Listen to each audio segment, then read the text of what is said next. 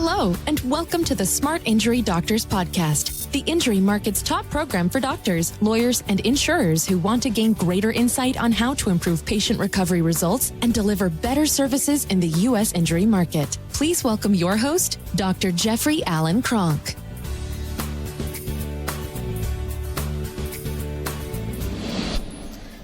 Okay, what I want to talk about today is building your practice with an exit strategy in mind.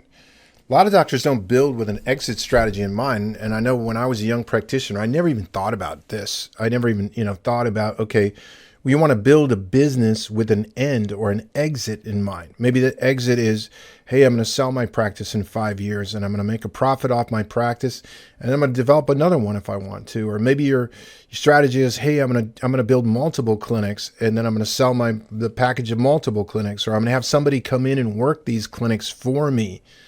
And I'm going to be able to take more time off. I'm going to be able to go to the beach. I'm going to go ski. I'm going to go on vacation. So you build a practice just like you build a business. A practice is a business. And when you build it, you should build it or have somebody help you, or you listen to this podcast and, somebody talk about, well, build with an exit strategy in mind. I've talked about before, you have different vehicles in a practice. When you're building a practice is a vehicle. It's a vehicle for your own wealth creation, for money for your family, money for your family to do whatever they want to, money to actually invest in, so that you have passive income investments. It's a vehicle. It's a vehicle for freedom for you. Now, a lot of times, if you don't build with an end in mind and you start thinking about, okay, what is it that I want my practice to do? For granted, you want your practice to be able to take care of patients and get great results. Everybody's a plus on that. I don't think anybody's, going, okay, yeah, I have some other intention. And then how do you build a group around it so that you can provide care to as many people as you can? And then how do you build a business that you actually want? So I know in my private practice at first, I built a jail.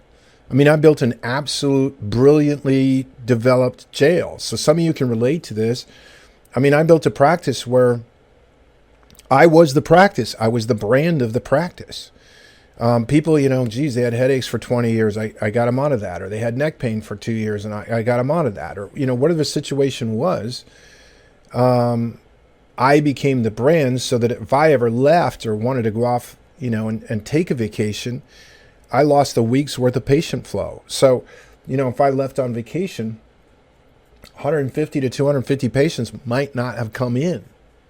That's a lot of production loss for a business. Now, we're talking about the business as a business right now. So, I didn't have any design on my practice. My original design on my practice was first make it in practice, then make the business, make it so that it could pay me enough money to make it. And it wasn't until later that I started to go, oh, okay, well, I can create the practice that I want. Because at first when I started a practice, it was Medicare, it was insurance, it was cash, it was injury, it was whatever came through the door. I didn't care.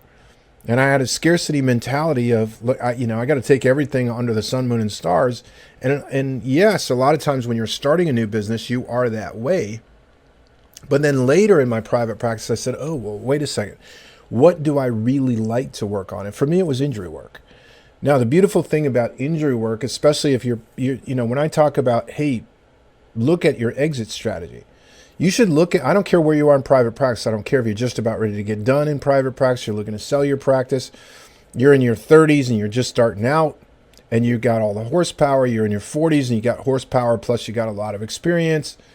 You're in your 50s, you have horsepower experience, but you know that you don't need to use the horsepower as much. It doesn't matter where you are in the progression of a practice. It's what is your exit strategy? You should build an asset. And when you're building an asset, one of the things you need to look at is, what can I easily systemize? What has high return on, what has a high ROI, return on investment? So, I've said before, if you look at your injury practice has, or your private practice has, it has vehicles. by which to generate profit. Profit in a chiropractic or any other medical practice or anything else, there's only three ways you profit. More new people, people coming back to you more times, and more charge per visit. Those are the three factors of building a practice. Everybody knows that. It's an easy thing. There is no math. There is no, like sophisticated math or anything else to this. Building a practice is simple. All right. Now it's hard work, but it's simple. There's not a lot to it. But building one with an exit strategy, that's what I'm talking about today. That's where you're looking and saying, okay, well, what do I want my practice to do for me? There's things I want it to do for people. I want, get great help, things like that. What I want it to do for me? I'm going to generate this business. What do I want it to do for me? Do I want it to give me more vacations? Do I want it to give me more time off? Do I want to make it so that I can actually move out of my practice and just managing the practice? Do I want to sell my practice? Do I want to make it more valuable for the sale of the practice? Anywhere you go with that, injury work, as far as I'm concerned, is where it's at. Now, the reason why injury work is where it's at is because injury work is very easy to systemize. Injury work is not branded to the individual provider, it's branded to the clinic. Injury work is the most remunerative, and you're not dealing with patient finances. And if you do deal with patient finances and you are good with patient finances, then it's a humongous whale as far as the various things. So, you look at the vehicles, you could do injury work, you could do insurance work, you could do Medicare work, you can do cash work, you can sell supplements, you can sell weight loss programs, you can sell neuropathy programs, you can sell, all kinds of things. And each one is a tiny little vehicle within your vehicle called your clinic. And so I look at it and say, wow, injury work is the easiest, the most fun, because you don't have any real restrictions on what you can do to try to help the patient. As long as it's clinically indicated, you can do whatever you think you need to do in order to get the patient better. I like that. You don't have to deal with patient finances, but if you're good with patient finances and you deal with patient finance, and that allows you to have more residual patient visits. Remember I said the three ways you grow practice: more new, more times per person, and more charge per visit. So if you're good with cash, you can, in an injury practice, you can also do a great job of taking patients and making them into lifelong patients or lifelong repeat customers, just like dentistry does. But, people say, oh my God, repeat customers as chiropractors, that people are ripping them off. Chiropractors will say, that's a ripoff. That's a big ripoff. Right? And I go, wow, maintaining your spine is not a big ripoff. It's a great thing to do. So why do I say injury work though? Injury work because it's so darn easy to systemize. The pay is great. You don't have to see nearly as many people for the same volume of services, and it's easy to systemize. It's very easy to systemize. That's what I love the most about it, is that it's very easy to systemize. So it doesn't matter where you are in private practice. There's no way today that I would have a chiropractic practice and not pushing my injury. If right now your injury is 5%, I'd push it to 10, then I'd push it to 20. If you're a person that says, oh, I want to be 100% injury work, okay, so be it. A lot of the largest injury practices are not 100% injury. They're not, because they also know that they can develop large chronic pain practices as well. And they can follow great guidelines. They can follow great clinical rationale. They can do it ethically. They can make the kind of money that they want to make. They can help the number of people that they want to help. They can set up a business that is a business that they can then run instead of being a slave to a business. When I said, look, I was bad. I created a jail. The majority of providers that I see today, no matter where they are, they're working 60, 70, 80 hours a week, but they're not really making enough money. And they're not making enough money to make a difference so that they're not always stressed out and worried about the money. You get out of that trap by creating a business. And it's a blend. You are both a business owner and a clinician. Now, when you're being the clinician, you're not being the business owner. When you're being the business owner, that's something different. Okay, that's a different role. That's a different hat. Right? So put yourself in this position. If you're the business owner and you run associates, you're not being the clinician anymore. You're being the business owner. So some of you want to be the business owner and you want to get out of being the clinician, but you're being the clinician as the business owner. You're operating your business as a clinician and not a business owner and not a business person. So, when you look at exit strategies are, let's say I want to build, I've said this before, let's say I want to build $1 million clinic, or I want to build a $2 million or a $3 million or a $5 million clinic. When I look at the numbers, the easiest way to do that is in the injury market.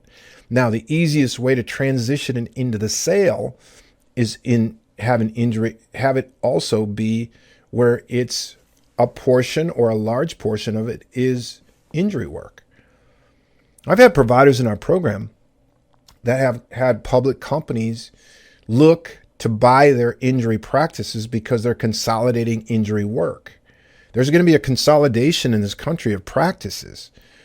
And in the injury space, that's probably where the consolidation will grow the fastest and the best. So if you're looking at exit strategies and you have injury work in it, you become more lucrative, or you become more looked at, or more easy to sell that practice. Again, ergo your exit strategy. So, when we look at exit strategy, you need to build your practice with an exit strategy in mind. I love the injury space. There's unethical aspects of the injury space. There's bad attorneys. There's bad doctors. There's people that don't have the right intention. It's the same as any other space. It has some of that, but that's the minority. That's not the majority. Now, the other thing I love about it is that if you look at it, you're going to compete in that market. Well, the market that you're competing with, that you got to get out of. See, if I don't want to compete in the injury market, I just have to become the best at what I do. And then I leave the competition in the dust. Because remember, there's a bell curve, and the majority of people are in the bell curve. The majority of practitioners are in the bell curve. They're in the middle of the bell curve. The middle of the bell curve is the mediocre level. That's the average level. I lived in that for a portion of my life as a clinician. I was mediocre. I saw a lot of people. My business was pretty darn good, but my consideration on my own ability was that I was average. And average is just another name for mediocre. So what I love, again, is the injury space. If you're looking at creating an exit strategy, I think you have to include the injury space and build more into the injury space, because it makes it a lot easier to transition the practices however you want to do it. Transition it to somebody else is taking it over, or transition it into a sale. It makes no difference, but build with the end in mind. No matter where you are, build with the end in mind. So doctors, we run a program called the Smart Injury Doctors Program. If you have any questions about our program, you just go out to smartinjurydoctors.com, hit learn more. Scroll through and you'll see video about our program. You'll see a way that if you want to get, have a consultation with Chrissy, one of our team members that handles new doctors that are coming into it, you know how to do that. You can also see all kinds of testimonials that we have out there, or anything else. I love for you to leave comments in the Smart Injury Doctors podcast. What I do is I just go short on a topic, and I hope it gives you some, a moment of like, oh yeah, that's a good thing to think about. I should think about that. I should think about building my practice with the end in mind. Okay, doctors, I look forward to seeing you on the next podcast. You've been listening to the Smart Injury Doctors Podcast, the #1 audio production show for professionals in the U.S. injury market that want to deliver better injury services to the patients, clients, or insureds they serve. If you like what you heard today, please leave us a review, and don't forget to join us on our next program.